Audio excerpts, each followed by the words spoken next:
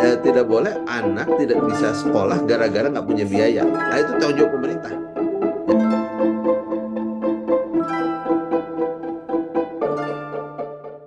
Ujung Berung Kota Bandung ini gagal diterima di sekolah negeri.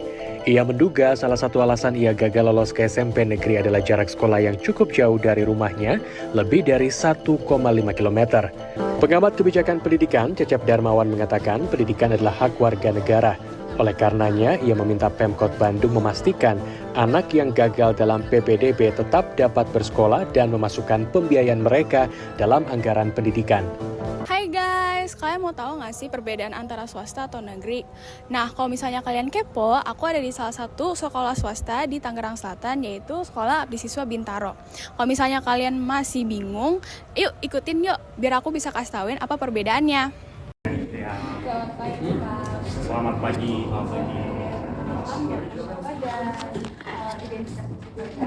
Ya, nama saya Pamai Ormanwateo, guru SMA Siswa Bintaro. Kebetulan saat ini menjabat sebagai wakil kepala sekolah bidang kesiswaan SMA Siswa. Aku mau tanya-tanya sedikit, boleh kan ya Pak? Boleh, silakan. Oke. Nah, untuk itu bolehkah Pak Wanto menceritakan dulu apa yang Abdi Siswa? Ya, jadi sekolah abdi siswa khususnya di Bintaro itu di wilayah Bintaro ini mengunit kepada Yayasan Abdi Siswa.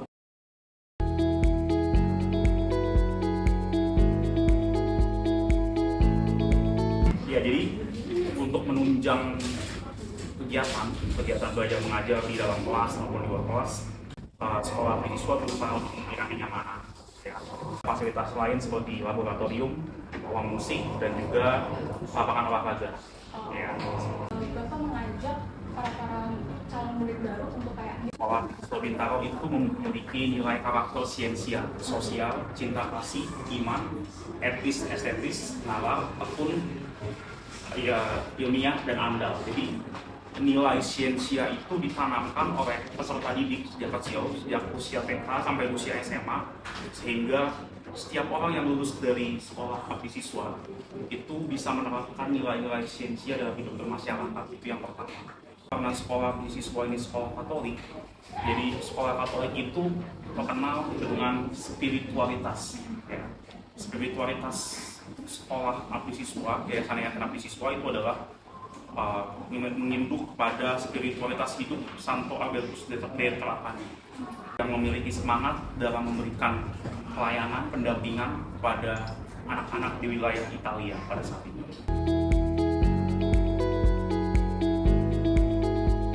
Ya, jadi supaya siensia itu moto siensia dapat terimplementasi pada para siswa, memang kita menyediakan mengadakan setiap kegiatan yang kegiatan itu selalu kalau ditarik mundur itu ada nilai siensia yang terkandung.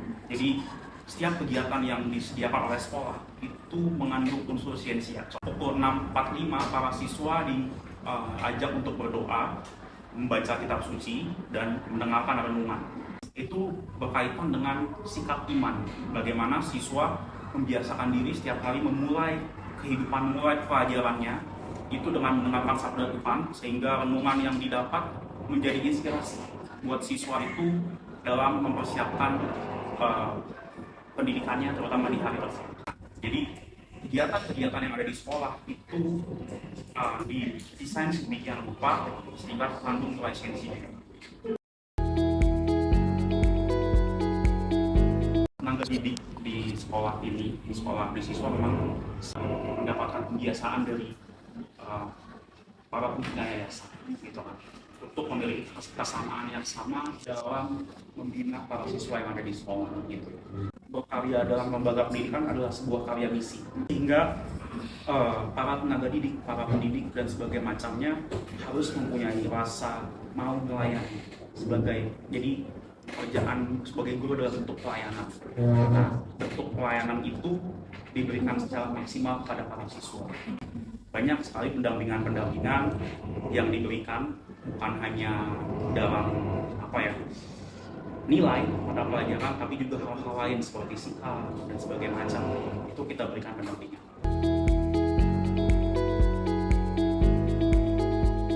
Kalau Kalau apakah sudah tercapai tujuan itu, kita masih bilang saat ini masih dalam proses. Artinya memang bahwa sekolah itu adalah tempat siswa untuk berproses, termasuk berproses dalam mengimplementasikan nilai-nilai sainsia itu.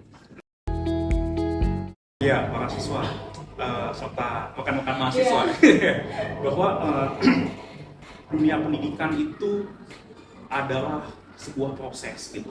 Bahwa kamu saat ini sedang menempuh jenjang pendidikan usia SMA atau perkuliahan itu adalah bagian dari proses, bukan tujuan akhir. Sehingga kegagalan atau kebaikan atau keberhasilan yang didapat itu bagian dari proses.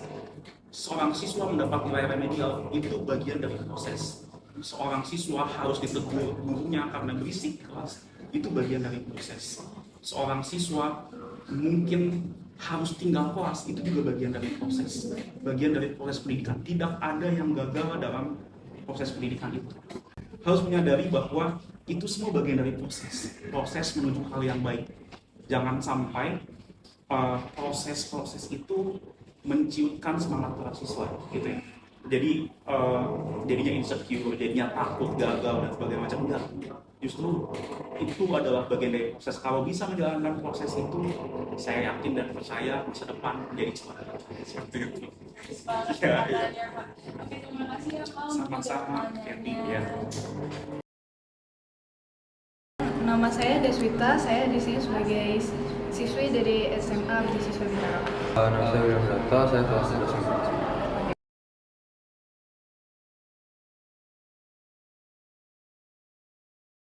Kalau menurut saya secara fasilitas mungkin ditingkatkan di bagian laboratorium karena masih banyak peralatan yang masih kurang. Kalau pelajaran menurut saya sudah oke, namun mungkin lebih sering ditingkatkan praktiknya. Kalau untuk fasilitas sih sejauh ini belum ada ya. Tapi kalau untuk pelajaran mungkin ada di beberapa pelajaran yang terlalu banyak praktek kayak gitu loh teori.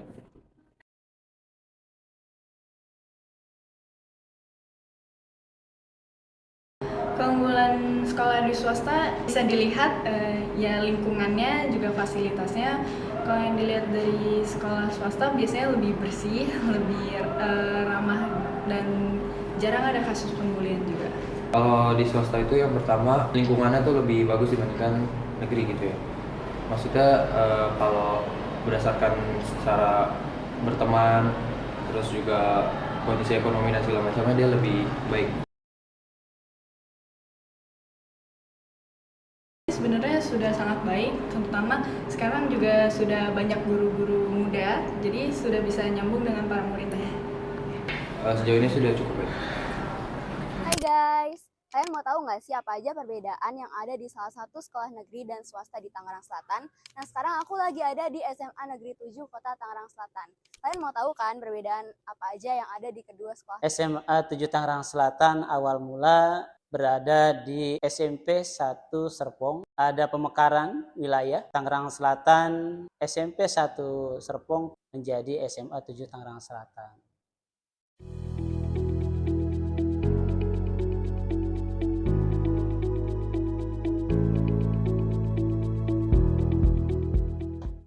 SMA Negeri 7 Tangerang Selatan mengikuti perkembangan zaman. SMA 7 menggunakan kurikulum merdeka. Kelas 10, 11, dan kelas 12 yang tahun ini lulus masih menggunakan kurikulum 2013.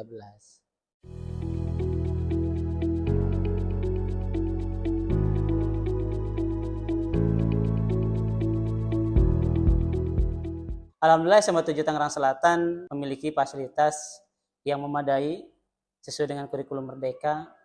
Namun memang ada beberapa titik yang belum kami penuhi. Namun itu semua sudah dipenuhi sesuai dengan kebutuhan kurikulum merdeka. Sehingga peserta didik belajar dengan nyaman program-program yang sudah diprogramkan oleh sekolah. Alhamdulillah sekali SMA Negeri 7 Tangerang Selatan menurut penilaian masyarakat adalah yang favorit. Sehingga peserta didik yang akan mendaftar ke SMA 7 ini sangat banyak sekali dan malah tidak tertampung. Prestasi akademik juga memadai, ditambah lagi dengan lulusan yang melalui jalur undangan itu juga alhamdulillah SMA 7 Tangerang Selatan memiliki kapasitas yang sangat baik. Kemudian selain akademik, non akademiknya juga SMA 7 Tangerang Selatan luar biasa prestasinya baik tingkat kota, provinsi maupun nasional. Kemudian melalui riset yang sudah kami lakukan, kami mendapat hasil bahwa sekolah ini memiliki visi yaitu utama. Betul. Mungkin boleh dijelaskan secara singkat itu visinya bagaimana? Iya, utama unggul dalam prestasi, tampil sebagai teladan, mampu menjawab tantangan masa depan, serta peduli terhadap lingkungan. Itu utama. Sehingga SMA 7 Tangerang Selatan mengedepankan peserta didik untuk unggul dalam prestasi, tampil sebagai teladan, dicontohkan oleh baik adik kelasnya, kakak kelasnya juga maupun gurunya.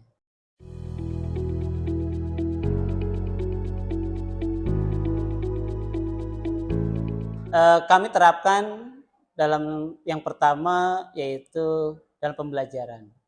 Yang kedua kita terapkan dalam sikap. Yang ketiga kita terapkan dalam pembiasaan peserta didik untuk bisa melaksanakan apa yang telah dicanangkan oleh SMA 7 Tangerang Selatan yaitu dalam visi itu utama.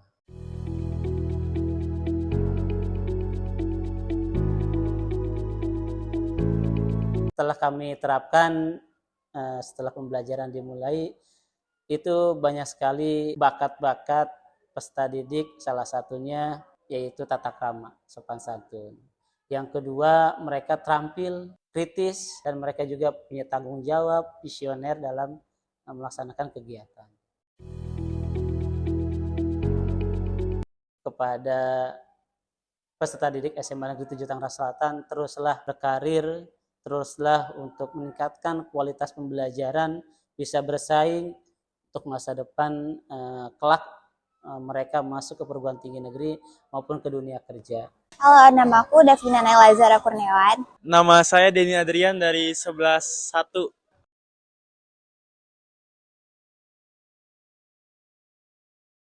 Menurut aku mungkin yang harus ditingkatkan fasilitasnya itu kebersihan toiletnya. Ada sih fasilitas toilet.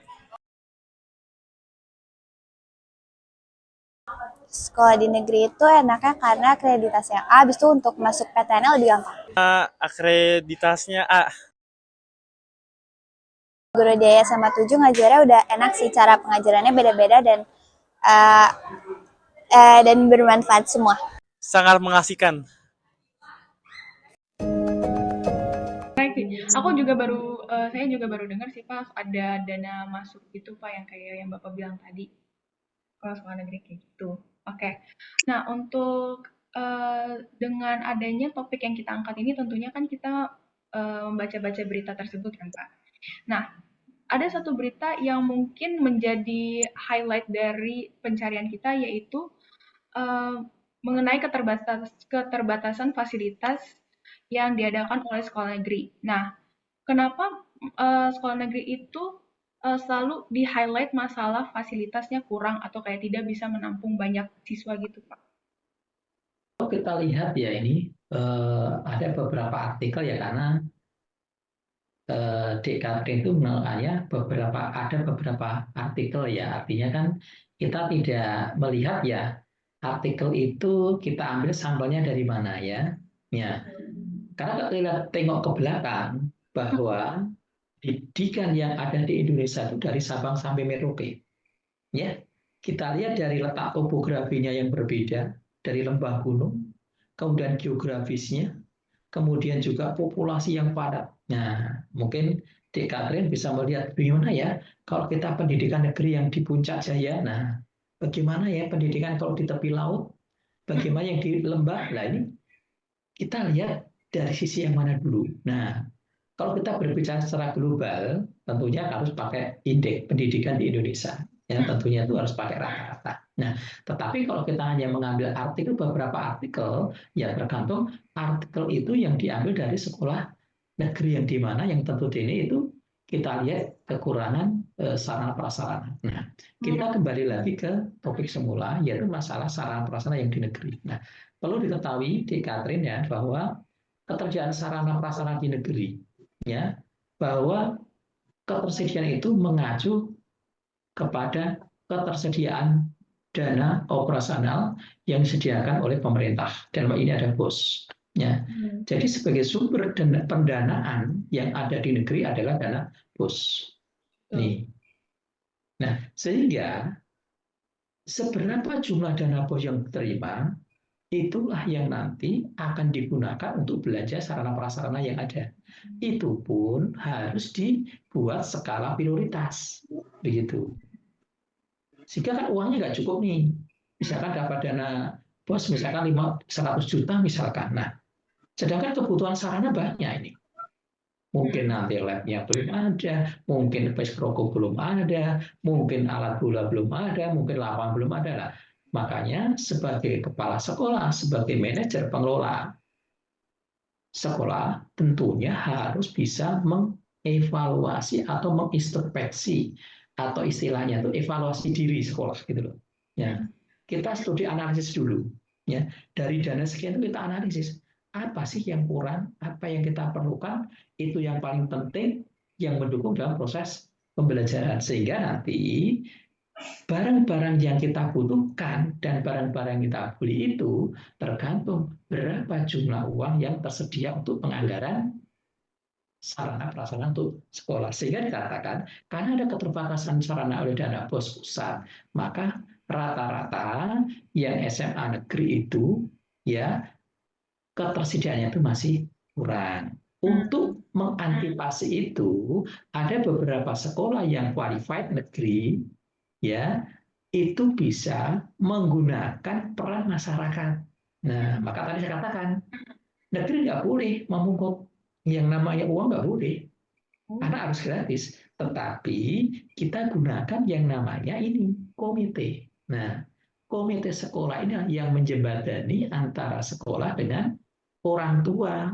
Bagaimana nih orang tua yang punya ini kita bantu nih. Nah, apa yang kita usahakan nih secara sukarela bukan dipaksa lah itu dibolehkan.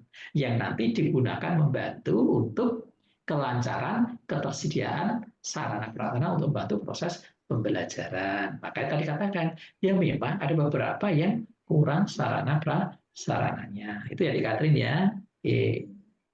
Oke, Pak. Berarti walaupun ingin meningkatkan fasilitasnya, tapi tentunya yang lain tuh masih ada yang harus ditingkatkan lagi ya. Makanya belum tentu dana yang masuk itu cukup untuk melakukan semua itu ya, Pak. Betul, ya, betul. Maka sebenarnya itu kalau kita kaji betul, itu perlu adanya namanya adalah yang namanya analisis kebutuhan, ya. Pertama itu ada analisis kebutuhan yang nanti disesuaikan dengan anggaran. Oh, analisis sekian juta, misalkan, oh analisis kebutuhannya sekian, kita total ada 200 juta, sedangkan bos terima hanya 100 juta, kan 100 juta, ya kan? Ya udah, kita belikan, kita belanjakan sarana yang prioritas, ya. Oh, oke. Nah, untuk dana yang masuk ke sekolah negeri gitu, Pak, kita ketahui bahwa sekolah negeri itu gratis kan ya, Pak? Maksudnya orang tua tidak usah memikirkan beban biaya untuk menyekolahkan anaknya di sekolah negeri gitu, Pak. Nah, menurut Bapak sendiri, kenapa sekolah negeri itu sistem pembayarannya itu kayak digratiskan, Pak, untuk para anak-anak? Coba putus-putus di Katrin, ulang lagi ya. Oh, putus-putus ya, Pak? Oke. Ya, agak dekat sedikit. Oke. Ya. Oke, Pak. Untuk sekolah negeri lagi nih, Pak. Dengan biayanya kan diringankan bagi orang tua. Makanya itu sekolah negeri tersebut itu biayanya gratis, Pak, untuk anak-anak. Nah, menurut Bapak sendiri mengapa pemerintah melakukan hal tersebut? Oke ya, jadi begini. Kebijakan pemerintah itu bahwa ingin menggratiskan pendidikan untuk anak sekolah. Nah, ternyata dengan menggratiskan dengan biaya yang ditumpangkan ke bos itu ternyata juga tidak mencukupi. Begitu loh. Maka tadi saya katakan perlu sumbangan sukarela. Nah, orang tua yang notabene mau menyekolahkan ke negeri, tentunya bahwa negeri itu dilarang untuk memungut biaya. Maka sekolah di negeri itu gratis, nggak ada. Tentunya bagi orang tua yang memiliki kebutuhan yang banyak, lebih cenderung anak menyekolahkan ke negeri karena mengurangi beban dari keluarga. Nah itu makanya dalam kebijakan nasional dengan undang-undang itu, dengan Permendikbud yang dikeluarkan tahun 2016 itu bahwa sekolah dilarang memungut biaya supaya kita ada pendidikan gratis. Nah, pendidikan gratis ini kita lihat dari ketersediaan dana yang digelontorkan ke sekolah-sekolah itu dalam bentuk dana BOS untuk anak-anak. Jadi anak-anak itu dapat namanya dana BOS. Ya, contohnya untuk tingkat SMA itu ada 1.200.000 selama 1 tahun. Ya, untuk tingkat SD itu dapat sekitar kalau dulu itu sekitar 900 ya, 900 sekarang naik atau belum ya? Naik ini. Nah itu yang diterima selama 1 tahun. Nah uang itu yang nanti akan diambil per semester atau per 3 bulan. Nah itu nanti digunakan dalam biaya operasional yang dibutuhkan oleh anak-anak kita. Sehingga dikatakan kalau sudah digelontorkan itu tidak boleh lagi ditarik uang dari orang tua, maka ada larangan. Maka kalau itu terjadi, pasti akan dipanggil dari Dinas Pendidikan atau dari Kemenag setempat. Kecuali ada sumbangan sukarela dari orang tua yang mampu. Nah, tidak ada keterikatan, tidak ada tendensi yang lain. Hanya satu tujuannya, memajukan dunia pendidikan. Tuh. Oh, oke. Oke, Pak. Menarik juga ya, Pak. Ternyata saya baru tahu juga sih sebenarnya kayak gitu.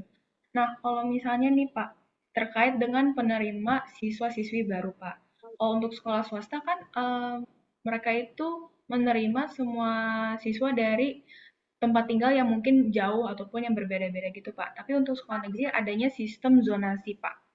Nah, kenapa sekolah negeri ini menerapkan sistem zonasi tersebut, Pak?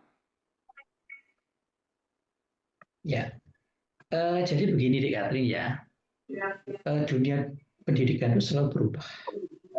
Bagaimana peran pemerintah untuk meningkatkan pemerataan dunia pendidikan? Ya, jangan sampai di masyarakat itu terjadi yang namanya kotak-kotak. Terjadi antara sekolah yang baik dan sekolah yang jelek. Nah, dan juga terjadi dikotomi. Sekolah yang plus, sekolah yang minus. Sekolah unggulan, non-unggulan. Sekolah plus dan tidak plus. Nah, itu yang tidak dikehendaki oleh pemerintah kita. Karena pemerintah menghendaki adalah kita sebagai warga negara berhak pendidikan yang sama. Tanpa terkotak-katik sama sekali. Sehingga tujuan dengan sistem zonasi ini tiada lain bagaimana anak yang dekat sekolah itu yang notabene itu sekolahnya bagus selama ini tidak bisa masuk sekolah segitu gitu loh. Sedangkan dia di samping rumahnya gitu. Nah, dengan kebijakan ini harapannya bahwa anak yang dekat sekolah SMA yang bagus itu yang ada di sampingnya itu juga merasa memiliki sehingga bisa masuk sekolah yang bagus itu. Nah, makanya sekarang dilarang yang namanya sekolah unggulan. Dilarang namanya sekolah RSBI. Dulu kan ada RSBI macam-macam. Sehingga apa? Waktu penerimaan siswa baru yang pandai-pandai larinya ke yang unggulan semuanya. Larinya ke yang RSBI semua. Sedangkan anak yang baru lulus yang ada di sampingnya sekolah RSBI nggak bisa diterima karena nilainya nggak mencukupi. Maka itu yang dihilangkan. Sekarang ada sistem pemerataan sekarang. Pemerataan hak pendidikan tanpa dilihat dari membeda-bedakan potensi anak dimiliki. Di mana dia tinggal, di situ ada SMA-nya dengan jarak yang terdekat, maka dia masuk. Nah, itu namanya pemerataan hak pendidikan. Ya, sehingga hanya sama. Ya, saya punya SMA 2 Tangerang Selatan, saya tinggalnya hanya 5 meter. Mengapa saya nggak masuk? Nah, itu yang jadi permasalahan. Maka yang dekat itulah yang diutamakan masuk. Tidak memandang dari kemampuan lainnya atau kemampuan apanya enggak. Ya, asalkan jarak terdekat itu bisa masuk. Maka sekarang tidak ada lagi dikotomi sekolah yang unggulan, sekolah yang RSBI dan sebagainya. Dianggap sama, merata seperti itu. Ya, itu tujuan pemerintah dengan sistem zonasi. Nah, sekarang yang swasta. Nah, kalau negeri itu pasti ada keterkaitan dengan aturan dari pusat. Kita tidak boleh melanggar. Kita ikuti aturan sudah ada. Kalau dengan aturan zonasi di tingkat SMA pasti ada peraturan Pergub, ya peraturan gubernur yang nanti akan mengatur itu berapa sih jarak yang bisa diterima, bagaimana sih pemetaan SMA ini ke dalam zona 1, zona 2, zona 3, nah itu sudah dipetakan oleh bagian dinas pendidikan di provinsi kalau Kalau itu SMA, tapi kalau SMP ya tingkat dinas kabupaten. Nah, itu sudah diatur semuanya. Ya, sudah aturan jelas. Nah, kalau swasta, tahu sendiri, swasta itu yang menyelenggarakan adalah yayasan. Notabene tidak ada hubungannya dengan negeri. Nah, sehingga kebijakan-kebijakan yang muncul tentunya ada kebijakan di ketua yayasan, termasuk berapa jumlah siswanya, termasuk juga berapa biaya masuknya, ya untuk masuk itu SPP berapa itu yang menentukan adalah swasta yang ada. Ya, makanya di sini zonasi berlaku hanya untuk negeri yang notabene dibiayai oleh negara. Sedangkan swasta ada biaya mandiri, tidak mengenal zonasi. Itu yang ada seperti itu. Ya.